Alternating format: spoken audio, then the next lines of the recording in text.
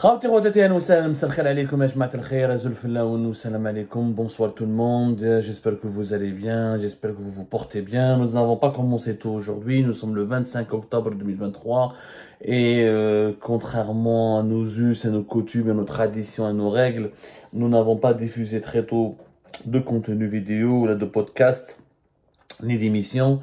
Parce que nous avons travaillé sur un sujet très compliqué, très complexe, qui a nécessité beaucoup d'efforts, beaucoup de recherches, beaucoup de contacts, beaucoup de recoupements, beaucoup d'investigations. Il s'agit de l'histoire du général Ghali Belkacem. Comme ce que nous avons sorti, l'exclusivité que nous avons sorti hier avec Abdeslam Bouchouareb, qui nous a accordé un entretien téléphonique. On vous a fait un résumé de ce que nous avons échangé avec lui concernant les rumeurs dont il fait l'objet, des rumeurs qui ont annoncé son arrestation et son placement en détention à Marseille en France. Ghali Belkacem, le général Ghali Belkacem, le fameux Ghali Belkacem, le général le plus corrompu de l'armée algérienne, l'un des généraux les plus corrompus de l'Algérie, de l'histoire de l'Algérie indépendante, sur lequel l'Algérie part à publier des centaines de révélations. Nous sommes peut-être les spécialistes du général Ghali Belkacem. Sincèrement, je ne crois qu'aucun journaliste ni aucun autre média n'a travaillé sur le général Ghali Belkacem, son parcours, sa fortune, ses connexions, ses réseaux, ses alliances, où est-ce qu'il est parti à l'étranger, ses biens, les documents de ses biens, les biens de ses filles à l'étranger, en France notamment, ce qu'il possède en Espagne. Nous avons tout fait. Et là, franchement, je pense qu'un jour, je vais écrire un livre. Vous savez, le général Belkacem, je vous assure, Yajma, c'est incroyable. C'est vraiment incroyable. C'est un objet, il mériterait un livre. Il mériterait un livre tellement c'est un personnage, il fait galévis. La manipulation, la corruption, c'est un génie du mal. T'as vu le génie du mal? C'est un génie du mal. Il incarne à lui seul, je pense, le machiavélisme du régime algérien. L'abus de fonction, l'abus de pouvoir, l'enrichissement illicite, la hogra, la terreur, juste pour ses intérêts personnels, à savoir rester le plus longtemps au pouvoir et accumuler une grosse fortune. Alors, Général Ghali Belkacem a fait l'objet d'une rumeur qui avait annoncé son arrestation à Londres, en Angleterre, et des Algériens et des Algériens, on leur a fait croire, cette rumeur a beaucoup circulé à Alger, par SMS, ensuite sur les réseaux sociaux. Au départ, c'était une rumeur qui était propagée dans les salons du régime algérien. Ensuite, elle a été diffusée comme une traînée de poudre. Et tout le monde voulait comprendre, est-ce que c'est vrai, comme il s'appelle, Abdeslam Bouchouareb, est-ce que Ghali Belkacem a été arrêté? Yajma, Ghali Belkacem n'a pas été arrêté, comme le dit cette rumeur. Ghali Belkacem est en fuite à l'étranger depuis l'été 2019, depuis exactement fin juillet 2019, quand il a été démis par Mohamed Gaï Saleh de ses fonctions en tant que commandant de la gendarmerie nationale. Il a été démis de ses fonctions à la suite d'ailleurs, en partie, je ne vais pas dire que nous sommes les premiers responsables, mais en partie grâce à nos révélations sur ses manœuvres de corruption et son implication dans plusieurs scandales politico-judiciaires ou la politico-financière. Ghali Belkacem n'a pas duré longtemps à la tête de la gendarmerie, de 2018 à 2019. Mais il a grimpé tous les échelons. En 2014, il était commandant du groupement d'Alger. Ensuite, l'année 2015, il a été promu commandant régional de toutes les forces de la gendarmerie nationale, la première région militaire de Blida. Ensuite, il a été promu en octobre 2017 chef d'état-major de toutes les forces de la gendarmerie nationale, avant d'être nommé en juillet 2018 patron de la gendarmerie nationale dans le sillage du grand scandale de la cocaïne du port d'Oran de fin mai 2018.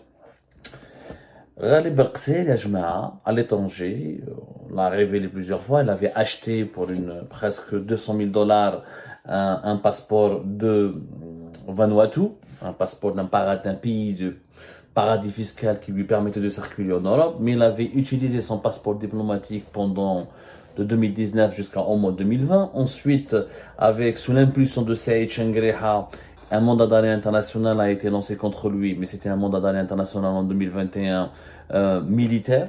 C'était la justice militaire, et comme vous savez, la justice militaire n'a pas d'écho international.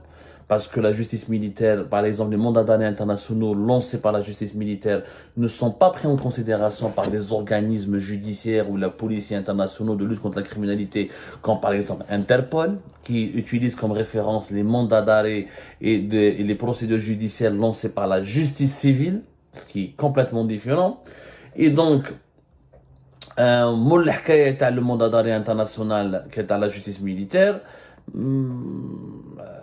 il se trouve, parce que احنا حكيناها في Algérie Part, قلنا باللي Abdelmadjid Tebboune, le régime Tebboune n'a jamais fait quelque chose pour essayer d'attraper ou de rattraper ou de retrouver le général Ghalib Belqsir. Rappelez-vous, le 17 décembre 2021, nous avions publié un article sur Algérie Part, l'intrigante passivité de Tebboune face au dossier du général Belqsir. On a expliqué que depuis 2021, on explique que Tebboune n'a pas intérêt à ce que Ghalib Belqsir rentre en Algérie. Parce que s'il rentre en Algérie, son système va s'effondrer, son propre clan va s'effondrer. Toutes les affaires de son fils avec le Bouchi, l'entourage plusieurs membres de l'entourage de Tebboune avaient des liens directs avec Belqsir, l'ex-ministre de l'Intérieur Kamel Beljoud, des hommes d'affaires qui ont fait le habs comme Omar Ben Abdallah, que حكينا هنا l'histoire récemment تاع جربيب etc. وكيفاش هذا جربيب un homme d'affaires عيطوا له جمال نوراني était branché مع l'actuel directeur responsable au niveau de toutes les résidences avec le fils du responsable Ould Saleh Zitouni, le responsable de toutes les résidences officielles au niveau de du palais présidentiel d'El Mouradia. On va pas s'attarder sur ce sujet parce que حكينا عليه Tebboune, son entourage est fortement lié à Ghalib Belqsir. Il n'y avait donc que la justice militaire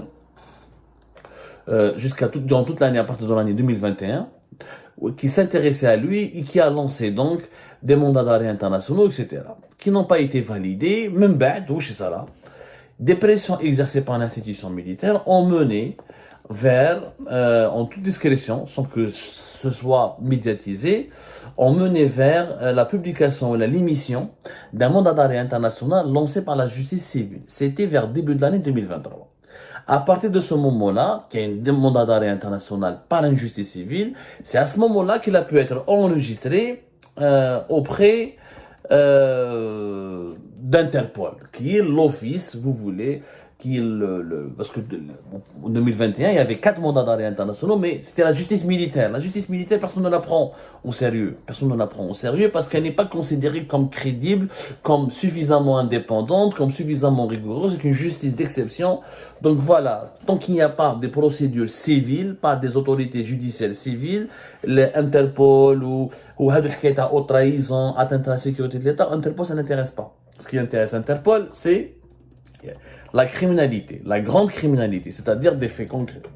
Des faits concrets qui prouvent qu'il y a eu atteinte, blanchiment d'argent, corruption, homicide volontaire, criminel, trafic de drogue, trafic d'armes, trafic d'êtres humains. S'il y a une palette, il y a un certain nombre de crimes contre lesquels Interpol est mobilisé et à travers la coopération policière internationale. Interpol, dont le siège est basé d'ailleurs à Lyon. Avec le mandat d'arrêt civil qui a été lancé en toute discrétion.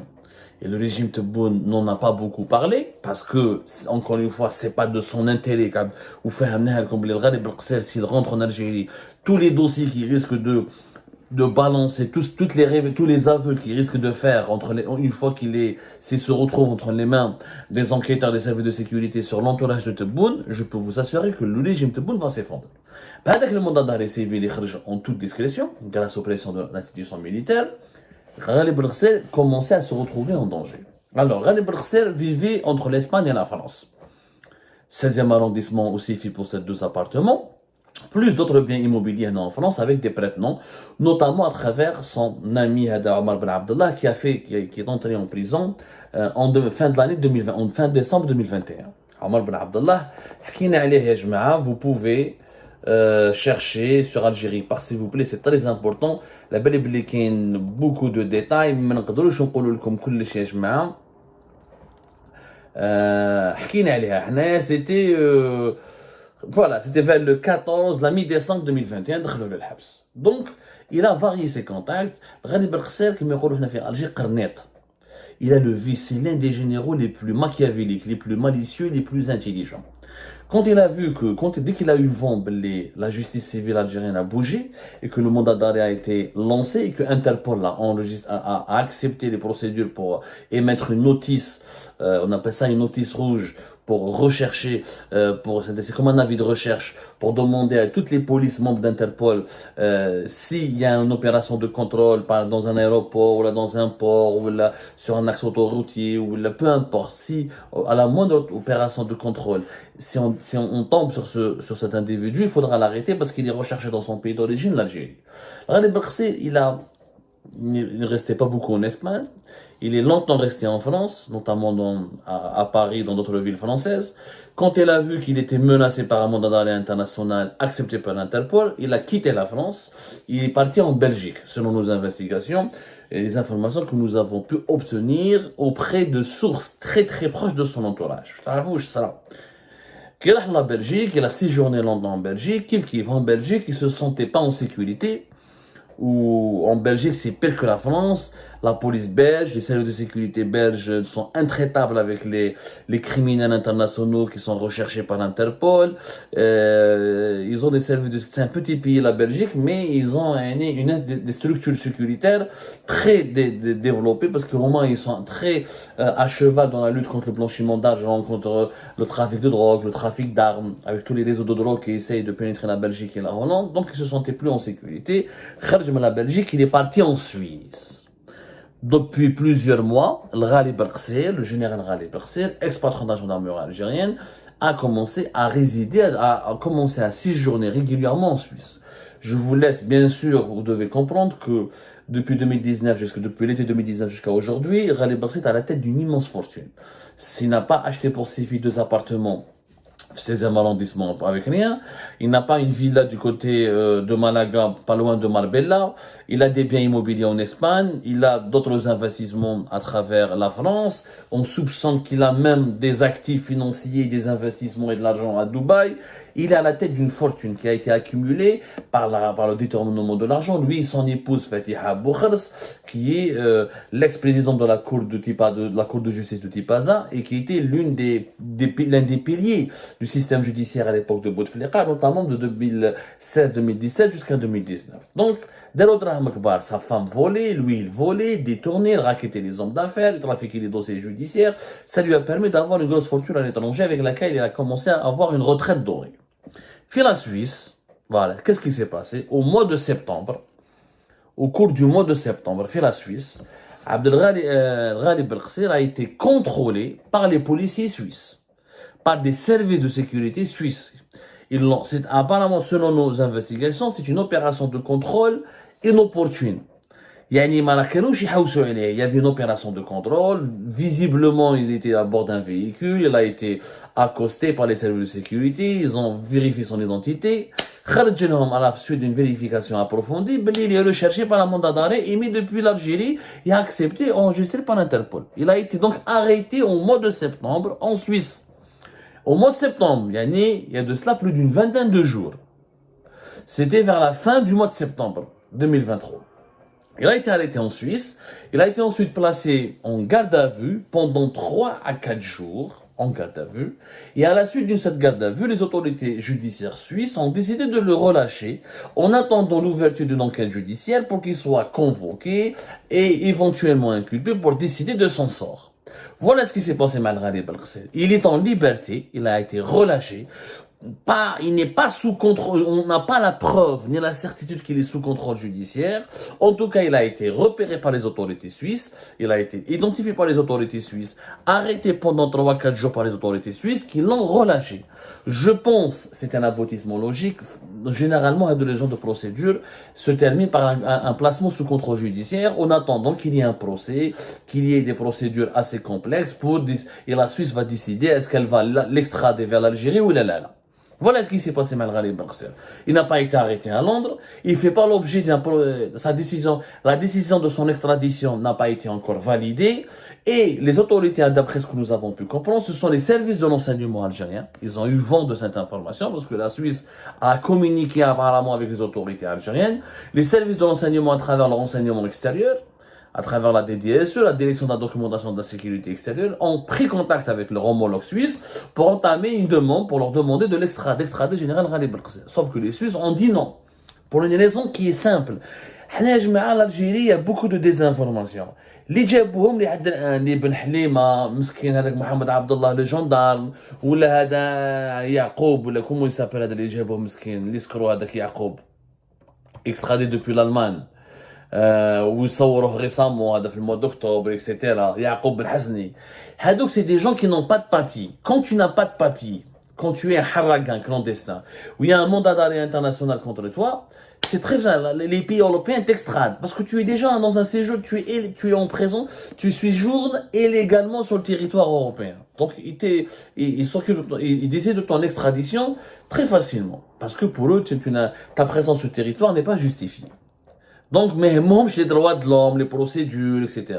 Par contre, quand tu as des papiers, quand tu as une résidence, pas une nationalité, quand tu as une nationalité, généralement, quand tu as une nationalité d'un pays européen, tu peux pas te extrader, tu peux être jugé, emprisonné dans le pays européen, dans lequel tu as sa nationalité. Mais si tu as une résidence, il y a des procédures judiciaires. Les autorités suisses ne vont pas remettre, c'est un être humain. Un être humain n'est pas un sac de semoule. Il faut des procédures judiciaires, il faut qu'il y ait une enquête, il faut que les juges vont l'entendre, il a le droit de se défendre, il a le droit de faire des recours, et le processus d'extradition prend du temps. En France, pour extrader un étranger en situation régulière, surtout quand il s'agit d'une affaire politique, où c'est un VIP, une personnalité, ça prend pratiquement 3 ans. C'est un processus qui risque de durer plus de 3 ans. La Suisse, c'est pas différent. La Suisse, c'est pas du tout différent. Au contraire, la justice suisse, elle est plus tatillonne, elle est plus attentionnée par rapport à l'inculpé parce que l'inculpé doit épuiser tous les recours possibles. Il faut vraiment que sa culpabilité soit déterminée. Il faut qu'il y ait un certain nombre de conditions qui permettent son extradition. Si par exemple il risque d'être torturé ou d'être maltraité, il ne pourra pas être extradé. Je ne fais un moment. Bon, la Suisse n'est pas un membre de l'Union européenne. Les membres des pays de l'Union européenne comme la France, ils doivent passer par la Cour des droits de l'homme de l'Union européenne. Oui, c'est une cour de justice qui tranche aussi, qui peut invalider des décisions d'extradition. Mais la Suisse est encore plus à cheval sur les droits de l'homme que la Cour européenne des droits de l'homme. Donc c'est compliqué. Les Suisses ont refusé de le remettre aux autorités algériennes. Ils ont dit qu'il y a une enquête. Nous allons enquêter. Vous nous envoyez son dossier. Vous nous envoyez tous les dossiers judiciaires. De quoi vous l'accusez Ghalib Belkhsir? Qu'est-ce que vous lui reprochez? Il va être soumis à une enquête. À la fin de cette enquête, la Suisse pourra éventuellement enclencher un processus d'extradition qui peut durer entre 1 année et 2 ans minimum. Donc الحكايه اللي راح يجيبوا غالي بقسي c'est faux. ونقولها لكم c'est l'institution militaire et les services de renseignement qui veulent le récupérer. Tebboune n'a rien fait. Il ne fera jamais rien pour récupérer غالي بقسي. Au contraire, هذه l'information خرجوها بعض من il a été. Pourquoi cette information? Parce que ça date de pratiquement 1 mois. Il a été septembre, nous sommes à la fin du mois d'octobre. Pourquoi il n'y a que maintenant que cette rumeur a circulé sur le Ghalib Belkhsir? Parce que il y a certains lobbies au sein du régime algérien qui veulent utiliser le Ghalib Belkhsir, les Bouchouer, mais surtout le Ghalib Belkhsir, pour faire du chantage au clan Tebboune, pour lui faire peur. Parce qu'ils savent très bien que si le Ghalib Belkhsir prend l'avion pour revenir en Algérie, et c'est une bombe atomique. Ça va être explosif. Il vaut mieux que Tebboune et son entourage prennent leur valise. C'est ça l'histoire. Voilà ce qui s'est passé, voilà ce que nous avons pu confirmer autour de Ghalib Belkhsir. Il a été arrêté effectivement lors d'une opération de contrôle par les services de sécurité suisses. C'était en Suisse allemande, voilà, plus précis. Je ne peux pas donner plus de détails maintenant parce que nous continuons de mener notre enquête. Il a été placé en garde à vue pendant 3 à 4 jours, relâché ensuite. Il est, selon les informations les plus plausibles, sous contrôle judiciaire. Il attend, les autorités suisses vont traiter maintenant son dossier, mais rien n'annonce, ni rien ne garantit pour le moment son extradition, d'autant plus que la présidence algérienne, à travers Abdelmadjid Tebboune, ne s'implique pas dans ce dossier qui intéresse uniquement l'institution militaire et les services de renseignement. Haïdik, toute la vérité, tout ce que nous avons pu trouver comme vérité, comme fait vérifié et véridique autour de la fameuse affaire de Ghalib Belkhsir.